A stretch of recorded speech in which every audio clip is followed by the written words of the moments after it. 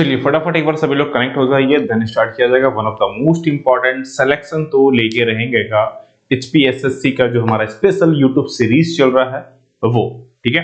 And already हम लोगों ने इससे पहले 15 क्लास कर लिए हैं, ये हमारा 16th क्लास है, सो मिस नहीं करना है, सारा का सारा देखना है।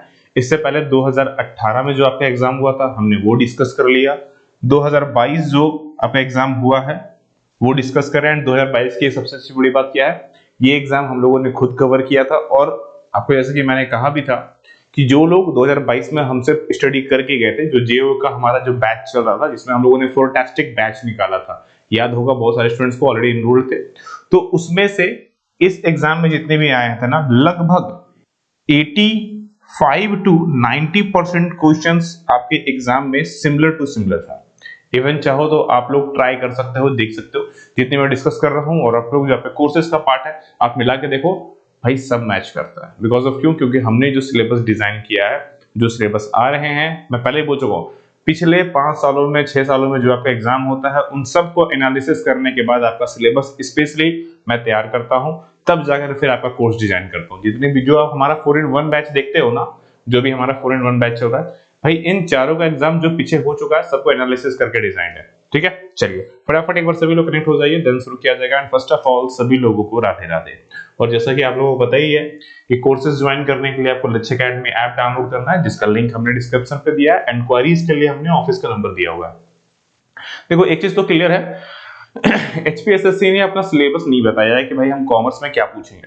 तो सिलेबस क्या है यहाँ पर, देखो एक चीज बता दूं, यहाँ जो भी आपको पोस्ट दिख रहे हैं ना, चाहे वो जूनियर ऑडिटर का हो, चाहे जूनियर अकाउंटेंट का हो, जेओ का हो, या फिर सीनियर असिस्टेंट, ये जो आपके एग्जाम्स दिख रहे हैं लास्ट 5 ईयर जितने भी आपके हुए हैं, इन सब के हम लोग पूरे क्वेश्चंस को उठाते हैं, एनालिसिस करते हैं, किससे किससे क्या क्या क्वेश्चंस आए हैं, कितने ऑप्शंस बन सकते हैं, उसके पॉइंट ऑफ व्यू से आपका सिलेबस डिजाइन होता है। आफ्टर दैट आपके लिए कोर्स डिजाइन होता है। इसीलिए मैंने आपको कहा था लास्ट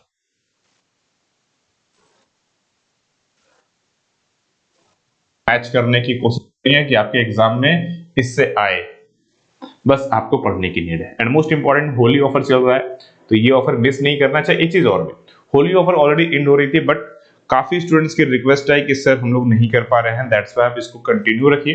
तो हमने आपकी बात मानते हुए 2 दिन इसको और एक्सटेंड किया है। जी हाँ, अब ये ऑफर जो है वो आपको 13 तारीख, 2 दिनों के लिए आपको और बढ़ा दिया गया है, यानी कि 14 तारीख से आपको फिर से 5100 लगेगा, लेकिन आज और कल तक ये आपको 2500 रुपए में ही अवेलेबल है। मिस नहीं करना है। अभी तक ज्वाइन नहीं किया बॉस, अभी भी टाइम है, यानी कि आपके पास जो लास्ट टाइम होगा इसको ज्वाइन करने का, अगर मैं बोलूं तो वो होगा आपके पास 12th and 13th of March, ठीक है। तो मिस नहीं करेंगे, जिनको भी ज्वाइन करना है फटाफट ज्वाइन कर लीजिए। चलिए शुरू करते हैं क्लास बिना देरी किए हुए। पहला क्वेश्चन ये रहा आप लोगों के सामने, an agreement which is impossible to perform is, बोला जा रहा है कि कोई वैसा एग्रीमेंट जो इम्पॉसिबल है परफॉर्म करने का। मतलब क्या हुआ, कहने का मतलब यह हुआ कि कोई ऐसी एग्रीमेंट जो आपने की है लेकिन आपने कुछ उसमें धोखाधड़ी की है, अगर ये है, मतलब जहां पर एक तरह से बोलते हैं ना वो तो वॉइड हो जाएगा बिल्कुल।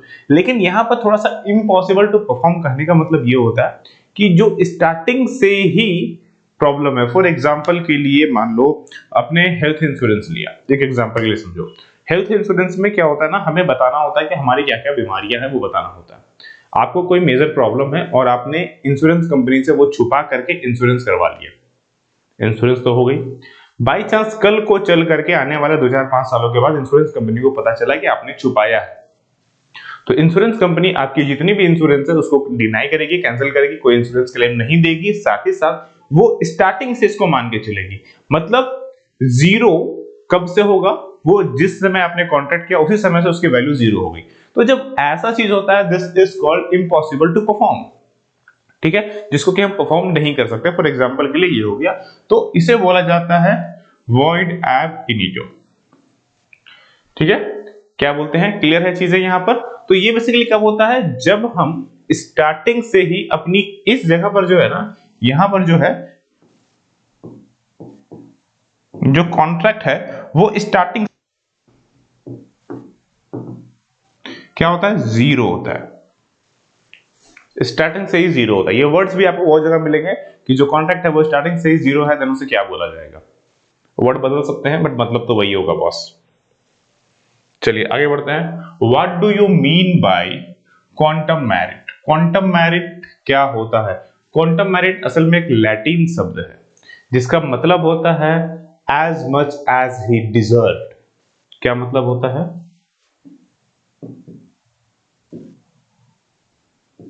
As much as he deserve, मतलब जो जितना डिजर्व करता है उसे उतना मिलना ही चाहिए। क्या? अर्न, पैसे, उसे उतना मिलना ही चाहिए। लैटिन शब्द है ये, ठीक है। क्वांटम मेरिट याद रखिएगा। आगे बढ़ते हैं अगले क्वेश्चन पर। The finder of lost good is a. Sales of goods act का क्वेश्चन है ये। क्वेश्चन में बोला जा रहा है कि खोई वस्तु को पाने वाला कहलाता है। अच्छा, जो खोई वस्तु पाने वाला है उस पर उसका मालिकाना हक नहीं होता है, ठीक है। ये चीज, इसके बारे में जो है वो हमारे सेक्शन 151 में डिफाइन किया गया है ऑफ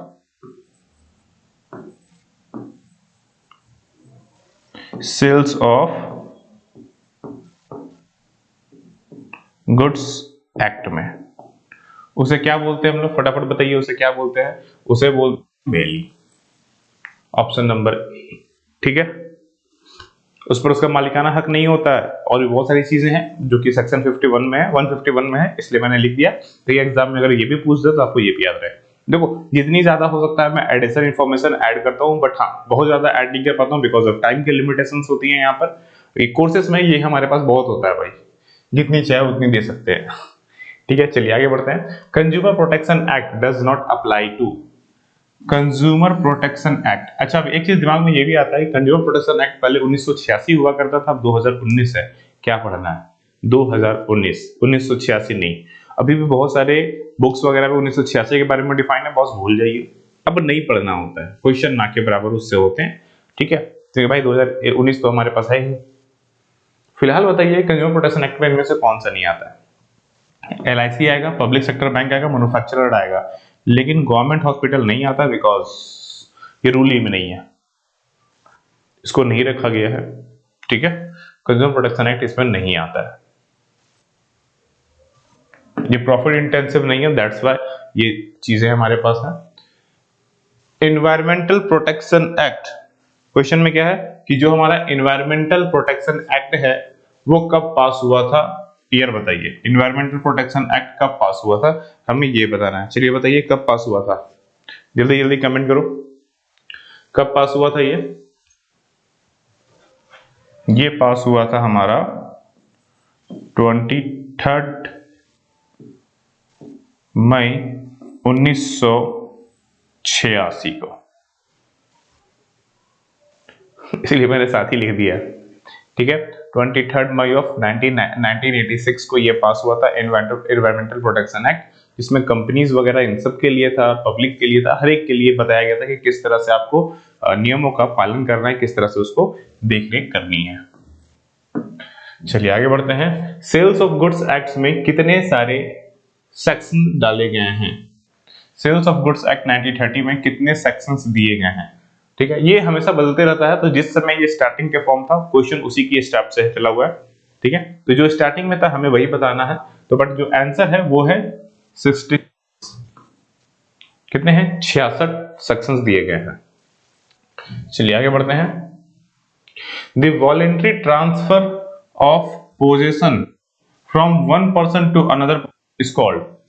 एक पर्सन से दूसरे पर्सन के पास पोजेशन जाना क्या कहलाता है? ये मैंने आपको दिया, अभी मेरे हाथ पे है, अभी आपके हाथ पे है, तो क्या हो गया? पोजीशन ट्रांसफर हुआ। देने को क्या बोलेंगे? आपको क्या लगता है? ट्रांसफर बोलेंगे, चेंज इन पोजीशन बोलेंगे, चेंज ऑफ पोजीशन बोलेंगे, डिलीवरी बोलेंगे, इनमें से कोई नहीं। क्या बोलेंगे? सबका मतलब एक ही निकलता है, ट्रांसफर का मतलब वही निकल रहा है, चेंज ऑफ पोजीशन का मतलब भी वही है, डिलीवरी का मतलब वही है, तो बोलना क्या है? ध्यान समझो, पोजीशन अगर एक जगह एक पर्सन से दूसरे पर्सन के पास जाती है, सिर्फ और सिर्फ पोजीशन की बात कर रहा हूं, मतलब पोजीशन का मतलब हो गया, आप बोल सकते हो इसका कब्जा, मालिकाना हक की बात नहीं कर रहा हूं मैं, पोजीशन की बात कर रहा हूं सिर्फ। तो अगर वो एक जगह से दूसरे पर्सन के पास गया है, this is called delivery, this is called delivery. ठीक है, याद रखिएगा। An obligation arise from, obligations कब आपके ऊपर अराइज होगा? जब आप कॉन्ट्रैक्ट करते हो, फ्रॉम अ रॉन्गफुल एक्ट करते हो, बोथ ए बी, या इनमें से कोई नहीं। ऑब्लिगेशन कब होगा? देखो यार, ऑब्लिगेशन तो कॉन्ट्रैक्ट करने के साथ ही आ जाएगा। अगर आपने कॉन्ट्रैक्ट किया है तो कॉन्ट्रैक्ट दो लोगों के बीच में होता है, कुछ ना कुछ लेन देन तो होगा ही होगा।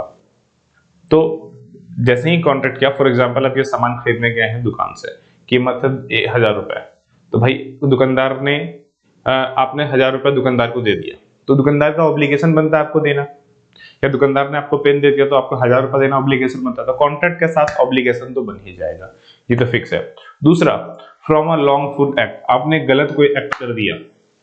फॉर एग्जाम्पल के लिए आपने सपोज जो नोट लेके गए थे वो फटा हुआ था, जो नोट था वो फटा हुआ था या डुप्लीकेट था, दुकानदार बोला बॉस देखो ये डुप्लीकेट नोट है, फटा हुआ नोट है, मैं नहीं लूंगा, चाहिए। रॉन्ग डुप्लीकेट है तो रॉन्गफुल एक्ट हो गया।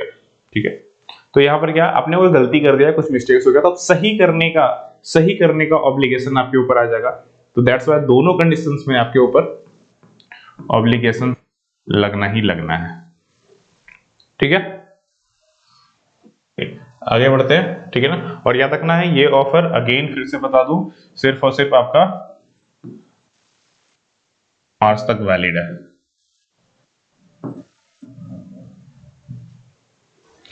NEFT was launched by RBI। NEFT bank RBI ने कब लॉन्च, क्या होता है full form?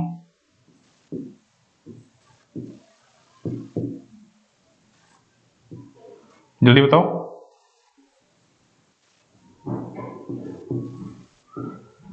National electronic fund transfer.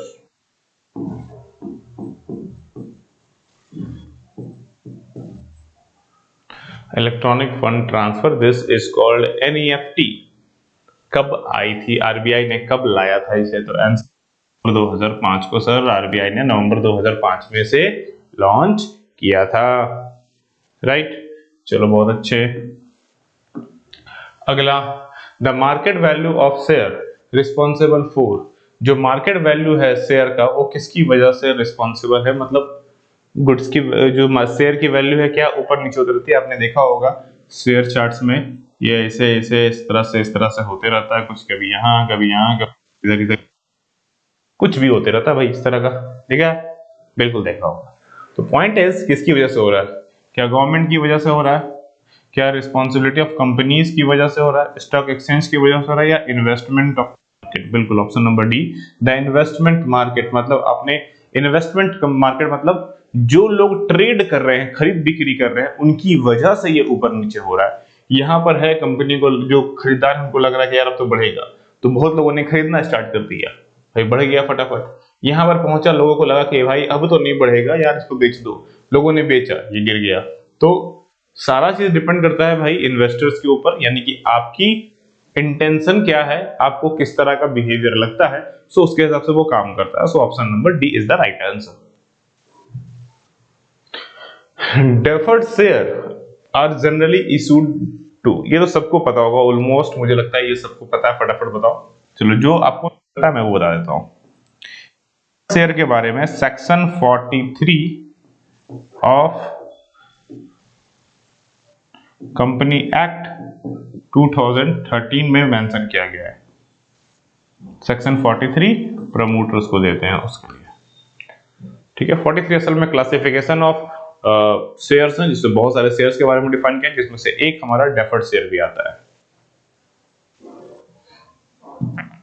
आगे बढ़ते हैं। Which sampling is used to select every item of list? जब एक लिस्ट में से आपको सेलेक्ट करना है और वो भी हर एक आइटम को, कौन सा चूज करेंगे यहां पर? चलिए ये बताइए, काफी फेमस क्वेश्चन है एंड काफी इंपॉर्टेंट भी है। कौन सा आप सैंपलिंग चूज करेंगे?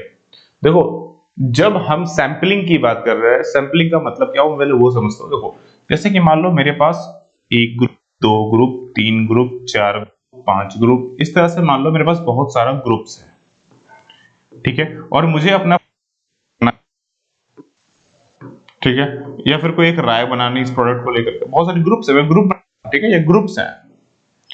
अब यहाँ पर सभी ग्रुप्स को लेकर के मुझे अपनी एक राय बनानी है या प्रोडक्ट सेल करना है। मैंने क्या किया, क्योंकि हमें क्या लिखा हुआ है, every item, select every items of the list. ये जो लिस्ट है, हमने सबसे एक एक उठा लिया, सबसे एक एक उठा लिया, दो दो उठा लिया, ताकि हम आराम से टेस्ट कर पाए। जब आप ऐसे काम करते हैं, this is systematic selections of the item, this is called systematic selection, ठीक है। आप क्रमबद्ध तरीके से काम कर रहे हैं, सिस्टमैटिक वे में आप काम करते हैं, ठीक है ना। एकदम सिंपल सा क्वेश्चन है और सिंपल सा आंसर मिला है। चलिए आगे बढ़ते हैं। Procedures are details of dash of achieving business goal. इनमें से कारोबार के उद्देश्य को प्राप्त करने हेतु डैश का विवरण प्रक्रिया है। मतलब आप अभी यहां खड़े हैं और आपको यहां पर जाना है, आप यहां खड़े हैं, आपको यहां जाना है। सबसे जरूरी इसमें से क्या है जो आपको वहां लेकर के जाएगा? बताइए, सबसे जरूरी क्या है?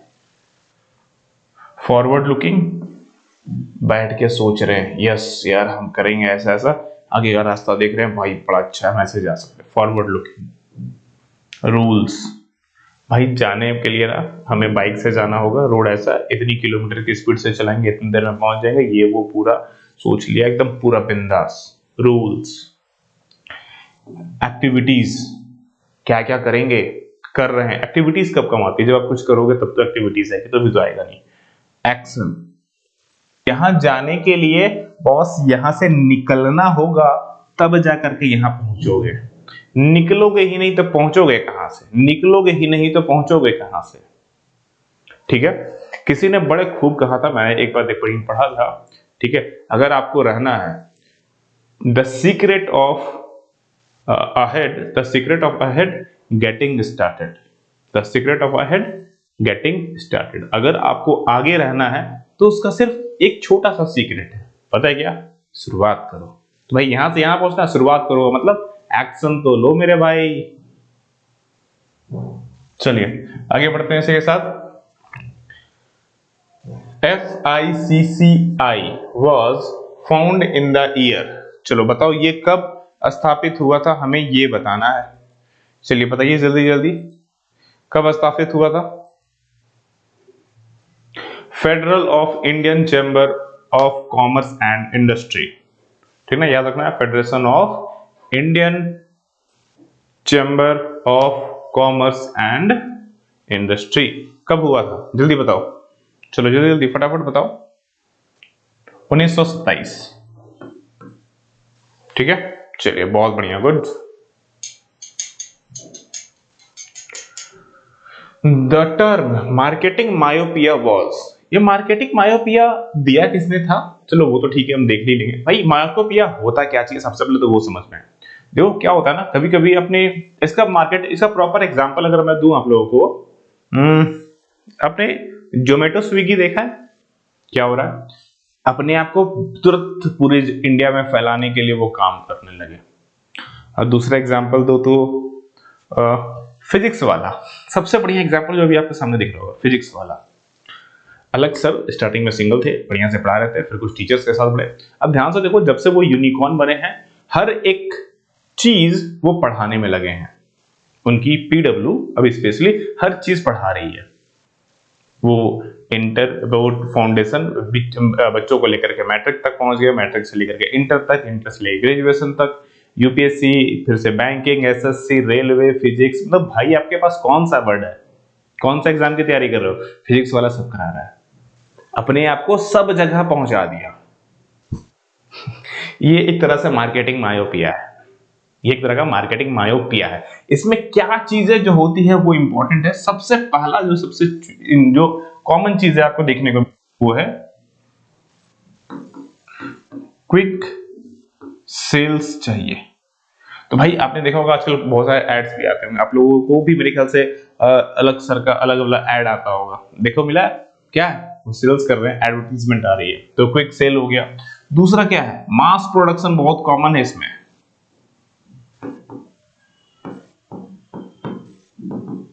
भाई मास प्रोडक्शन, अभी मैंने एग्जांपल दिया, हर एक क्षेत्र में घुस गए हैं वो, मास प्रोडक्शन, ठीक है। क्विक सेल के लिए हर एक एरिया में आना होगा तभी होगा। अच्छा, इसकी वजह से तो लॉस का कोई इश्यूज नहीं होता भाई, लॉस हो रहा है कोई दिक्कत नहीं है, होना दो, हम लॉन्ग डिस्टेंस पर काम कर रहे हैं।